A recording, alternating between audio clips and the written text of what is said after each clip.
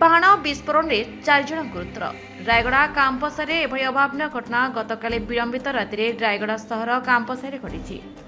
ଆହତମାନଙ୍କୁ ପ୍ରଥମେ ଜିଲ୍ଲା ମୁଖ୍ୟ ଚିକିତ୍ସାରେ ପ୍ରାଥମିକ ଚିକିତ୍ସା ପରେ ବିଶାଖାପାଟଣାକୁ ସ୍ଥାନାନ୍ତର କରାଯାଇଛି। ସେଥିମଧ୍ୟରୁ 2 ଜଣଙ୍କ ଅବସ୍ଥା ଗୁରୁତର ରହିଥିବା ସୂଚନା ମିଳିଛି। ଆହତଙ୍କ ମଧ୍ୟରେ କାମ୍ପସାର କେଏଲ୍ ଗିଡି ଶଙ୍କର, ଜି ନିଖିଳ ସୋନୁ ରହିଛନ୍ତି। ସମସ୍ତଙ୍କ ବୟସ 13ରୁ 18 ବର୍ଷ ହୋଇଥିବା ଜଣାପଡ଼ିଛି। ତେବେ ଗତକାଲି ରାତିରେ ଏମାନେ ଏକ ସ୍ଥାନରେ ବାଣ ବାନ୍ଧୁଥିବା ବେଳେ ବିସ୍ଫୋରଣ ହୋଇଥିବା ଜଣାପଡ଼ିଛି। ବିସ୍ଫୋରଣ ଏତେ ତୀବ୍ର ଥିଲା ଯେ ପାଖ ଘରର ଛାତର ସିମେଣ୍ଟ ଖଣ୍ଡ, ଝରକା ଏବଂ କବାଟ ଭାଙ୍ଗି ଯାଇଥିବା ସହିତ ପାଖରେ ଥିବା ଏକ ଅଟୋ ମଧ୍ୟ କ୍ଷତି ହୋଇଛି।